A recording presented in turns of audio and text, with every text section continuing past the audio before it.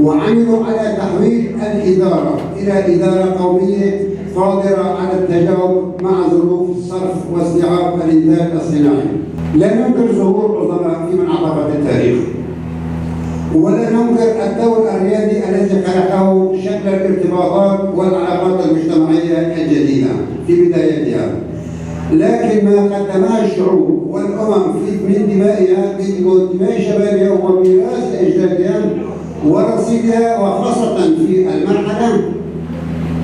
لم تستطع القوانين الوضعية والمراسيم التشريعية وفتاوى وخطط المنابر من رد الكوارث أو رسم المستقبل. ففي مثل هكذا مراحل كارثية تحتاج الشعوب والأمم لقادة ومفكرين عظماء كبار، وخاصة في ظروف السيطرة الإعلامية والاقتصادية والعسكرية للقوى المهيمنة.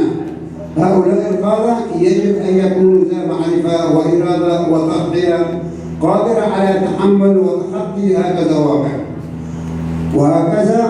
وهكذا قادة لا يظهرون بالمئات بل بأعداد قليلة بين عصر وعصر آخر. طبعا حقيقة القيادة كما قال كانت الظروف مهيئة لظهور قادة يستطيعون إنقاذ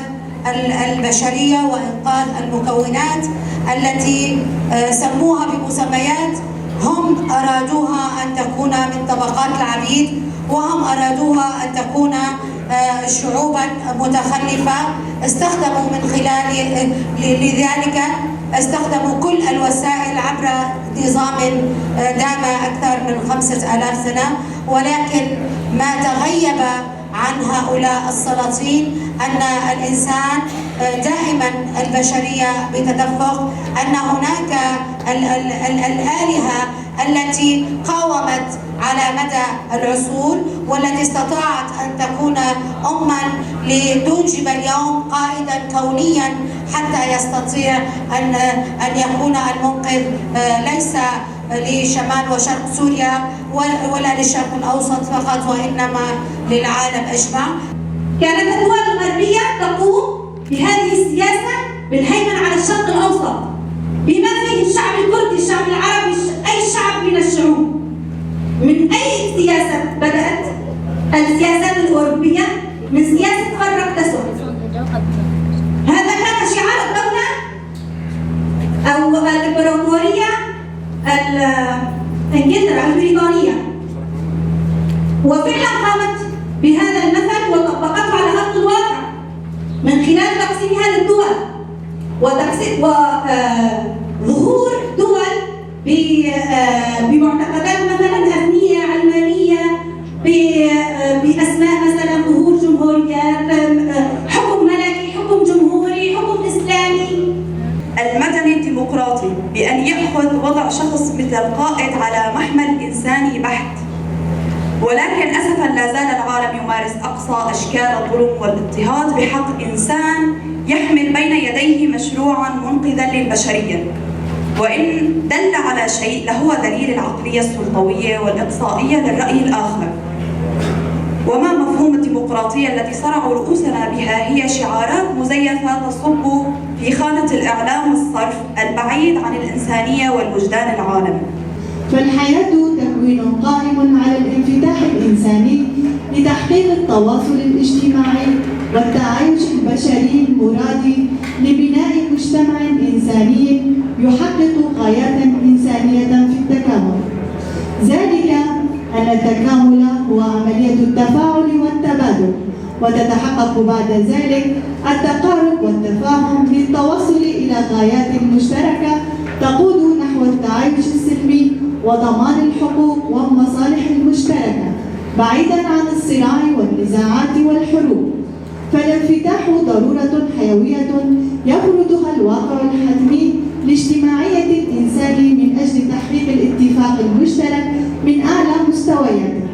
بينما تنطلق العلاقات الإنسانية في نهج وفكر وفلسفة الأمة الديمقراطية للمفكر عبدالله أوجلان من رؤية تقوم على أساس أن الإنسان كائن اجتماعي لا يستطيع العيش وتلبية احتياجاته والتعبير عن كيانه وهويته بمفرده، لذا يميل الإنسان السوي إلى التجمع والعمل ضمن مجموعة من الأقران ومن هم في دائرة المحيطة به، ومن ثم يتطور هذا الميل كنتيجة للظروف التي تهيئ له إقامة علاقاته مع المجموعات الأخرى التي تختلف عنه. وهذه العلاقة تعتمد على مجموعة من الأسس، وهي: أولاً الاعتراف بالاختلاف والتنوع، وتعني التنوع وتعدد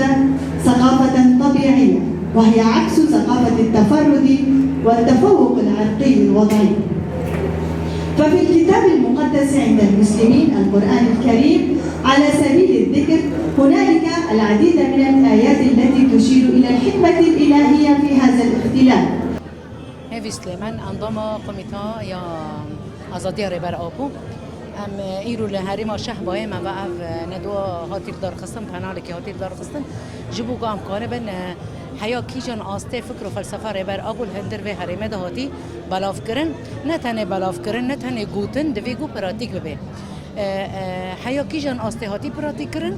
اما پراتیک کرا ویجی چوهتی نشاندان اف بلاف کرنا و فکر و فلسفه پراتیک کرنا و تئوری و پراتیک کرنا و چوهتی نشان کرد اوجی دریا پراتیک کرنا دندر جانا و دندر ویج واکا شهبای ده بوته نشاندان گروجانه گو اف پرسکریکن هایی گوتن چهار سر کرن هیزا پرسکریکن چهار سر کرن هیزا جفکر و فلسفه رهبر ابو حیا کیجان آسته بری پرسکریکی گو هایی چهار سر کرنا و جوی فکر و فلسفه هیز گرتیه و چه سر راست دبی دفرده تینی شاندن وقت جواک شهباوی وقت جواک هرم عفرینه لفداره تینی قش کرن جواک می روزانه تینی قش کرن پرسکره که بنگهن یه گوامه چه خبره و ببین تینی قش کرن افجی چی فکر و فلسفه گم گرتیه جه فکر و فلسفه رهبر ابو گم گرتیه دوی استاد اما چه ببین هزا برسف ببین هزا برسف داینه اما چه ببین هزا چهار سر کرنه دوی گل وداره ام پرسکره که خانی قاش دکن حیا کی جان آسته رهبرتی هاتی فکر و فلسفه رهبرتی هاتی ناز کرن اف 22 سال رهبر ابو دندر دبن تجربه گران کریندا اف گرو جوجه کاپیتالیسم زیادتر گراند که به تجربه جبو چهار سری لوی هریمنات چی کرن اف هریماجی اف هریماجی حیا رجایی رو ده دور پیچ کرنه دای دوی گو ام چهار سری دندر ونی قاشه دا ام چهار سری گو ام چوا بنگه ها براتیا گلان یک گو هی هاتی آوا کرن کد بکد و برخدانی گو قهرمان مگو هاتی نشاندن ایرو آتی آوا کرن دوی گو ام چوا زندی بکن دوی گو ام چوا به تاجیدار بکنه دوی گو ام خودیل کدا خود در بکن وقت جواکا شهباوی دوی گو ام خودیل نرخ خای جواک بینه در کون نرخ خای یکمین یگو فداکاری گو قربانی گو هیرو هاتن داین پکروان انما یگو هاتی نشاندن اف نقشه یاره اف نقشه آزادیه اف نقشه جواک بینه چه هاتی نشاندن دوی گو ام به خبر خستن کردن خواب نقاش خبر خستن کردن خواب پرورده کردن و جواکه گو ام بگیرن اصلا چهار سری اما چهار سری خود چه بکن و همه چه فرضی سر عالیه گو ایرو دور پیش فرضی سر میکنه و چهار سری اوه تجاری ریا شر ریا سیاست قرار کنه ریا سیاست تنهی کنه نه گنجاوش بو دم هایی گام تیرا در بس بن دم گو جهان ایرو توای تیرا در بس بن جوک هریما گو تنی شاندن هریمه کی خب دو تاوی گو دور پیش کریه ندی سجی خبره و دبه دی سجی دبه بنگه جبو چهار سر کنه پس کری که دی سجی دبه پیشنگی جوی جواک هایی را دکه پیشنگی ج چهار سریو گو دنی شاندن را گو هر کس راستی جی دست بی که دمیگو قبول نکن لی هر هول دادن گو نتنه تا پیشنگ بیا هول دادن گو تا لواز بکن هول دادن گو تا قر بکن هول دادن گو تا کشبر بکن جوی هرمه لی اف هول دانا 3 سال در بس سال چرمی بیا نکانی ام لواز بکرن ترسی ویا که ما خبره خستن کنی فکر و فلسفه رهبرتی چه قصه گوته ناس کرن دناف جواکا مایدا تایبتی جی ناف جواکا عرب دا او قصید در دور و فکر و فلسفه خبره خستن دکه دریا کومینا مجالس سازین گوهی مرق دکن اف ایرو بجداری و پناله بینه ایرو هر کس مرق دکه وی چهار سری چپکی هر کسی نرین کخای هر کسی که هیزی که خای جبو چهار سری گو ام ببین هیزا بنگهی جبو براتیا گلان گوهاتی آوا کرن هیزا بنگهی گو ام وی هیزی در زندی بکن خورد بکن چاندا جواکا نولوتی که چاندا جواکا براتیا گلان یه گو دستی که دوی حریم دهاتی آوا کرن حتی روزی رو بردان که قابهیز بردان که خافرز دکه افجی ریا چهار سری تنه دبیگو ام فکر و فلسفه سرکتی هین زیادتر پراتیک بکن هین زیادتر خاکر بکن هین زیادتر خواب بکن یک دیجیان خادم